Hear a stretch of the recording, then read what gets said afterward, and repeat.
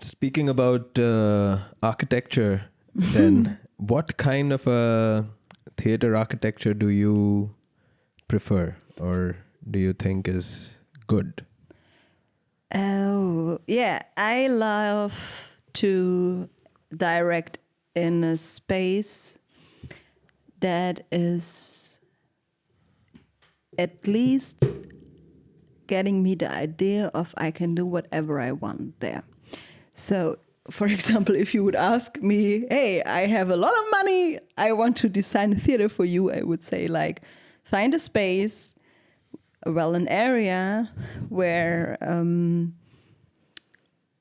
it doesn't look as if there would be a theater at all, and create a theater that welcomes the people to go in, not with a lot of columns, maybe glass, that everything is visible, and then design a room, a theater space that can be empty.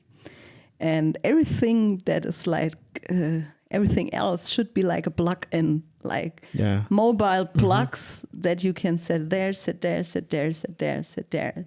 Because the empty space is the most inspiring for me. I like to be free when I think about how should I design it here or install the stage here. Yeah. And it's also always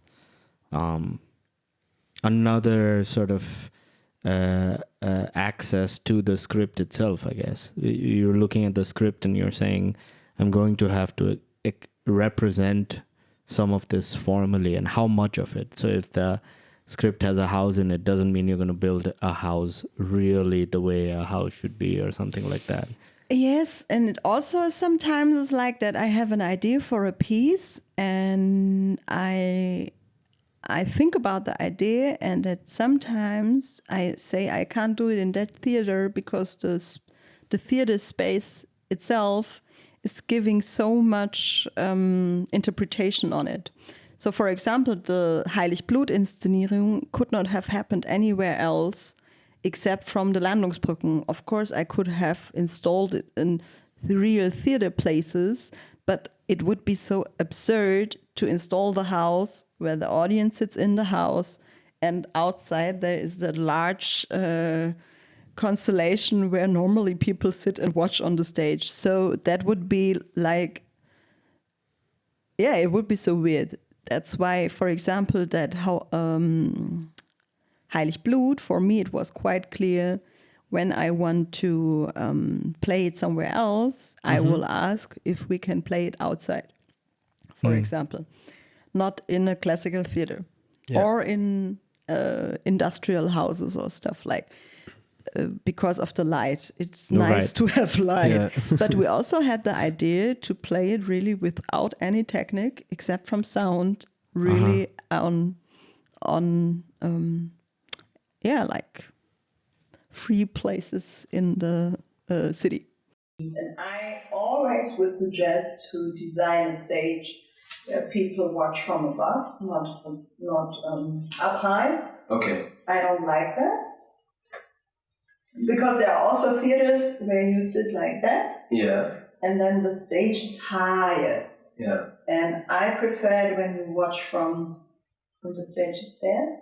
Because for everybody, it's easier to see everything when you're looking from up to down. Yeah. And also because I don't like to be above the audience. I just don't like it. It's my personal thing. I don't like to preach when I'm making theater. I want the audience to watch and to have the overview of what's going on. Yeah.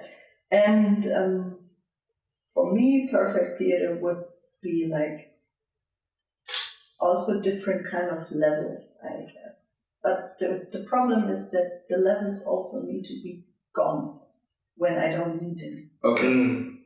Like you'd like to be able to like work vertically also. I like to start with an empty room. Okay. And from that empty room, I think, how do I want the audience to sit? Which relationship do I want them to have to the stage?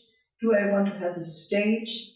For example, in another piece, I didn't have any stage. I had a circle of chairs, and in the middle there was one table, and the people are sitting in that circle of chairs, and the actors are walking in circles all the time. Oh. All the time. And this piece is about the circle of love.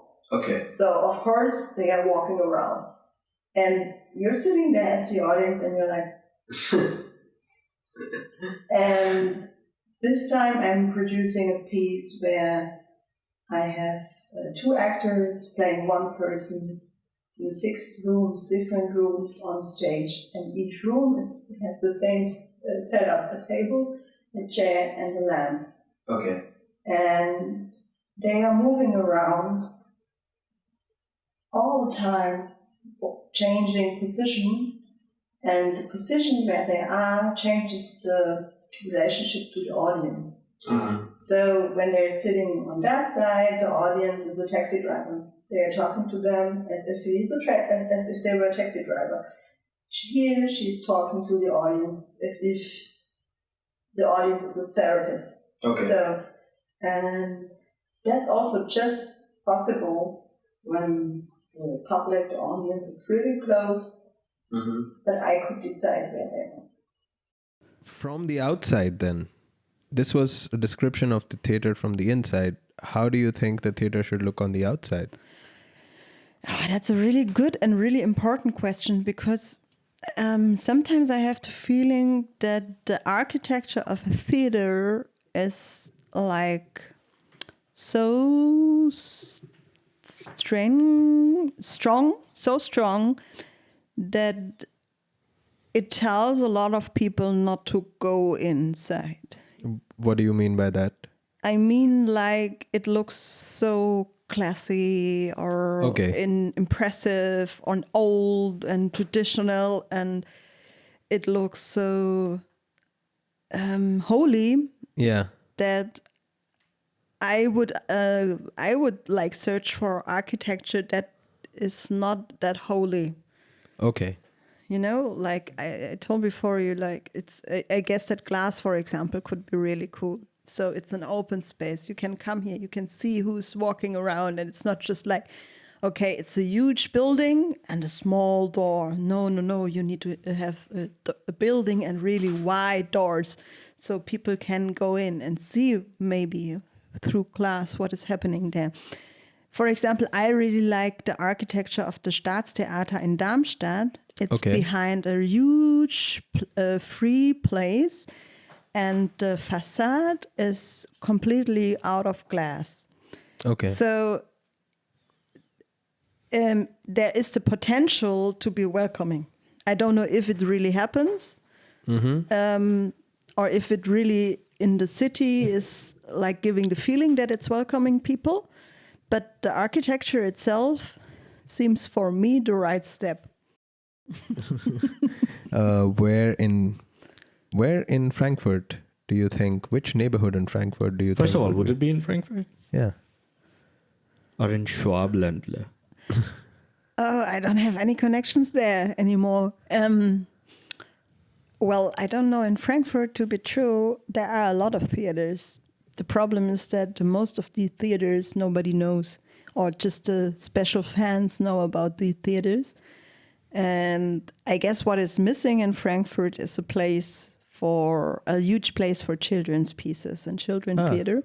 But they are in planning it and rewriting an old building to become a place for children and youth theater.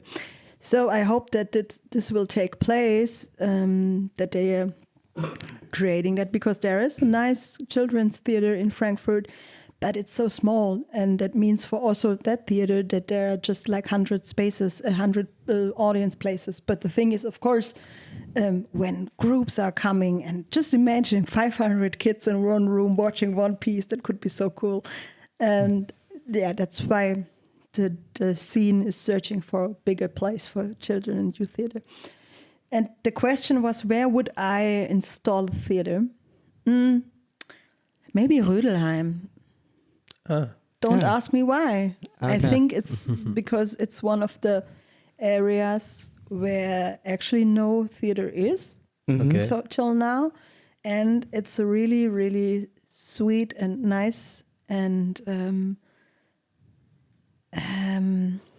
somehow like a small village in Frankfurt.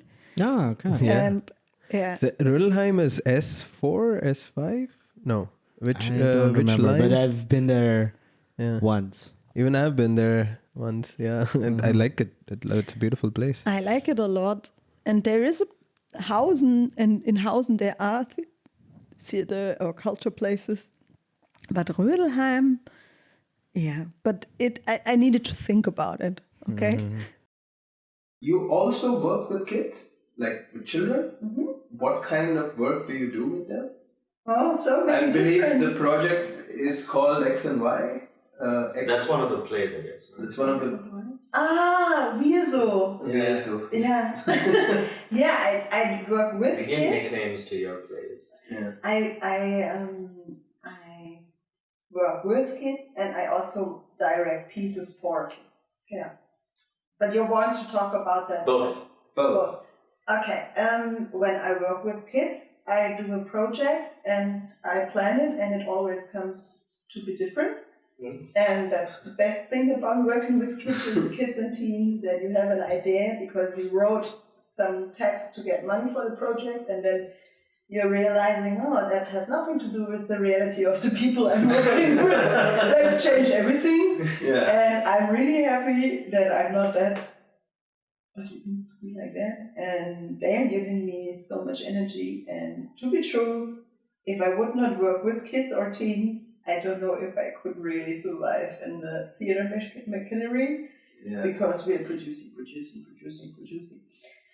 And It's also a sort of experiment ground for you. Like you test a lot of your ideas and thoughts. And no, I don't feel it like I'm testing, but to be true, I'm testing without feeling I'm testing, because the kids give me the form out of their own. So if I plan and we're doing that piece this time, and then they say we could do it like that. And I'm like, oh, we could do it like that. And when I'm working for kids, I did my first I did my first piece for small kids last year, 2002, at Theaterhaus. Before, I just directed for teenagers, 14, 16, and that was for the first time, or not the second time, where I made a piece that should be for kids around about 4, 5, 6 years old. And therefore, I realized I love forms. So we have two figures there, and the one figure is a Y, and the other is a W. No, X. an X. Yeah. And we watched the actors being in that position, and we were like, okay, how could you move as that figure? And what is telling that move about the they character? actually walk like a Y. Yeah. So they can't split their legs. The W, the Y is jumping. Okay. All the time, Yeah. hopping. And the X is like Yeah. that. Okay. And It's like moving a stair. Yeah, all the time. And out of that movement, we created characters. Right. Like, for example, that X, he's a little bit slow. Yeah, he's a little bit simple. Yeah, he's moving. And the Y is always like, okay, go. Really nervous and also a little bit exhausting. And these two, they meet each other and they're like, who are you? Who are you? You're looking like me, but also not. You're looking like me when I just look one half of you. Yeah. You're strange. So there's that sentence, for example, the X says about the Y. When I look at it from the half on top, he's looking quite normal. But down there, he's so strange. So actually, it's a piece about the individual of the individuality of each person. Yeah. And we are showing that as an example what he's Through doing. something that is completely ubiquitous, like X and Y. It's X. literally everywhere. Yeah.